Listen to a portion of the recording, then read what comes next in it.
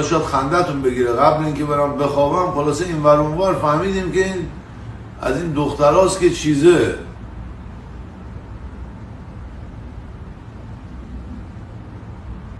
آره خب من نمیدونم با ادب چی اسم کد خارکولته کد چجوری باید بگی، من نمیدونم. یه سری مردا هستن که کد دارن، یه سری زنا هستن که کیت دارن. من دیگه نمیدونم دیگه. بیا رهشو نگفتم دیگه. بیا یه الان سومین باره به تور من داره میخوره. الان تو 40 سالگی میزین نقشه کونه من کشیدن. خدا شاهده به قرآن دارم راست میگم. حالا اون میگه حالا چیزی نیست که تو مخواستیم بکنی تو کونه مال من بگم تو کونه. نه اینجا نصف خانومای اونجوری دودول دارن جلوشون. حالا من این حرفا رو به شما میزنم شما بخندین. این داره شوخی میکنه، این داره اومدی اینجا دو دستی خودش و دختر خالش بچه کوبا دست تو رو گرفتن سفت.